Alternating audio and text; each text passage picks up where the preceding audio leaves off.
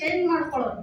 ಎಷ್ಟೋ ನಾನಿವಾಗ ಸಾಲದಲ್ಲಿ ಇದ್ದೀನಿ, ಆ ಸಾಲದಿಂದ ನಾವು ಹೊರಗಡೆ ಬರೋದಕ್ಕೆ ಮತ್ತೆ ಇನ್ನೊಂದು ಕಡೆ ಸಾಲ ತಗೋಬೇಕು, ಮತ್ತೆ ಇದು ಮಾಡಬೇಕು. ಆದರೆ ನಾನು ನಿರ್ಧಾರ ಮಾಡ್ಕೊಂಡಿದ್ದೀನಿ, ಈ ಬಿಸ್ನೆಸ್ಸಲ್ಲಿ ನಾನು ಜಾಯ್ನ್ ಆಗಿ ಈ ಬಿಸ್ನೆಸ್ ನಾನು ಚೆನ್ನಾಗಿ ನಡ್ಸ್ಕೊಂಡೋಗಿ ಸಾಲ ತಗೊಂಡಿರೋ ಈ ಸಾಲನೆಲ್ಲ ತೀರ್ಸ್ಕೋಬೇಕು ಅಂತ.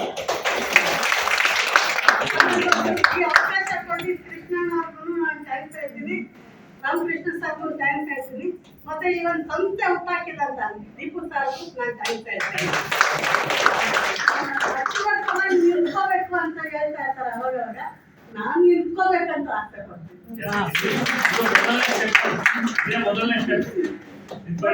ನಾನು ಒಬ್ಬರ ಮುಂದೆ ಮಾತಾಡೋದಕ್ಕೆ ನಾನು ಎದುರ್ಕೊಳ್ತಾ ಇದ್ದೆ. ಇವತ್ತು 10,000 ಜನ 1,000 ಜನ ಇದ್ರು ಕೂಡ ನಾನು ಮಾತಾಡ್ತೀನಿ.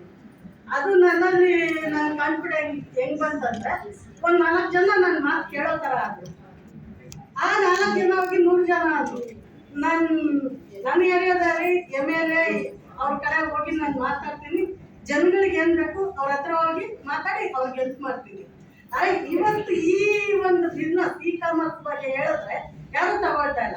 ಯಾಕಂದ್ರೆ ಅವ್ರಿಗೆ ಫ್ರೀಯಾಗಿ ನಾನು ಕೊಡ್ಸಿ ಅಭ್ಯಾಸ.